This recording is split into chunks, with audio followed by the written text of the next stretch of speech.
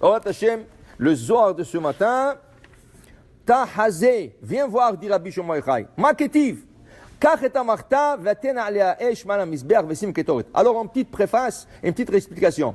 Il y avait dans le désert la dispute entre Korah et Moshe Rabbeinu. Korah voulait se disputer avec Moshe Rabbeinu.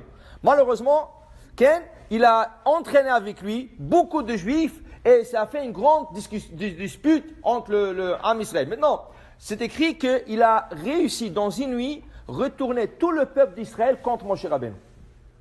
Hachem s'énerve, il veut Shalom, emmener une épidémie pour finir avec le peuple. Moshe il plaide avec Aaron, non Hachem, Aish Echad Yecheta, Ve'al Kol Ha'edat Tiksof. C'est un seul homme qui a fait tout ça. Il ne faut pas que vous énervez contre toute l'assemblée. Alors Hachem leur dit, ok, alors vous allez vous enlever de Korah, tout celui qui ne veut pas être touché, qui s'enlève de là où Korah il est. Tout le monde se sont retirés et Korah a été englouti dans la terre. Il y avait 250 hommes qui sont morts avec Korah. La famille de Korah sont morts. Okay? Et là, la terre se referme. Tout est bien. Le lendemain matin, tout le peuple d'Israël vient chez Moshe Rabbeinu. Il se plaint. Quoi, tu ne pouvais pas sauver ton cousin? Pourquoi tu lui as laissé mourir? Pourquoi tu n'as pas demandé pour lui? Ils se sont retournés encore contre Moshe Rabbeinu. Hachem a dit, deuxième chance, il n'y a plus de deuxième chance. Une épidémie qui se déclenche dans le camp. 14 700 personnes qui sont mortes en quelques heures. 14 000, un après l'autre. Une épidémie. Une épidémie. C'était pas une maladie, c'était une épidémie. Comme un corona de quelques heures, 14 000, 15 000 personnes, un après l'autre. Ils meurent comme des mouches, Chas v'Shalom. Alors Moshe, il dit, voilà le Zohar. Moshe dit à Aaron, Kachet Amarta, prends l'appel tout de suite. Vesim alea esh, ten alea esh, mets du feu, ça veut dire des braises. Vesim ketoret, aimez la ketoret. Pourquoi il lui dit ça? Moshe Rabbeinu, quand il est monté au Sinaï, il était 40 jours et 40 nuits. Il y avait des anges qui voulaient le brûler. Il y avait des anges qui voulaient le tuer. Il dit, qu'est-ce que tu veux? Qu'est-ce que tu cherches ici? Tu veux la Torah? La Torah, ça appartient au ciel. Ça appartient aux anges. Tu ne peux pas emmener la Torah aux hommes. C'est à nous. Alors, il y avait une discussion. Hachem dit à Moshe Rabbeinu, ne pas peur. Réponds. Si tu peux répondre, réponds, je te protège. Il n'y a aucun problème. Aucun va te faire mal. Alors, Moshe, il dit, dites-moi. Vous voulez la Torah? Mais dans la Torah, il y a des mitzvot. Et les mitzvot sont inapplicables. Est-ce que vous allez mettre le tefilim chaque jour, vous?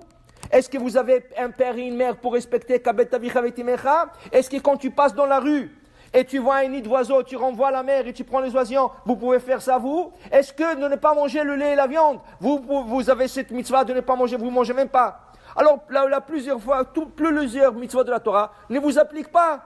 Alors ils ont dit, tu as raison Moshe, tu as raison. Alors ils ont fait la paix.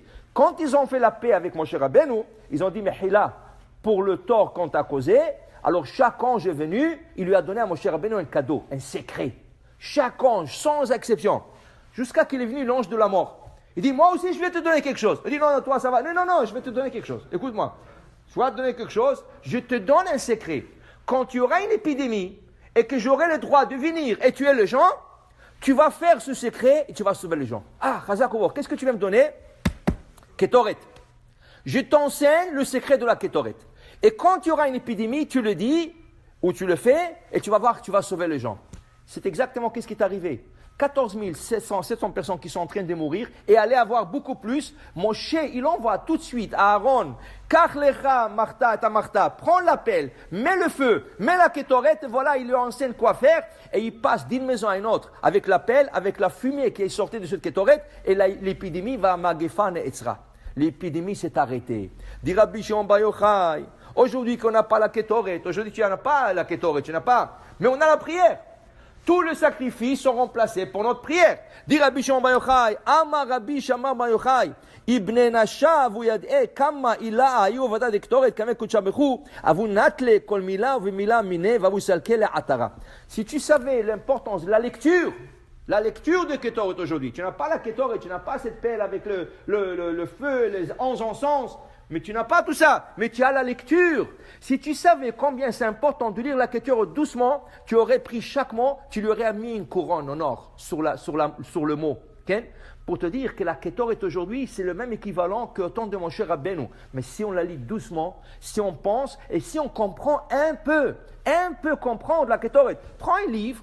et commence à étudier, que veut dire Tanour Rabbanan, Pitoum Aketoret Ketzad, comment préparer Shlosh Mo Vishishim Shmana Mayuba, il y avait 368 mesures, il y avait 365 pour l'année, 3 mesures pour Kippour. Tu apprends ça et tu le lis. Tu lis doucement, tu es garanti qu'il n'y aura pas d'épidémie. Alors tout ce corona et tout ça, c'est la meilleure ségoula, c'est lire la Ketoret. Le matin, 2 fois, 1 fois en après-midi, mais la lire doucement et comme il faut, et essayer de comprendre, ça c'est le meilleur remède qui peut arrêter cette épidémie. Si tous les Juifs vont le faire, ça, Bat Hashem, on sera tous sauvés et tous guéris. Bat Hashem, Baruch Adonai, Le'olam. Amen, ve Amen.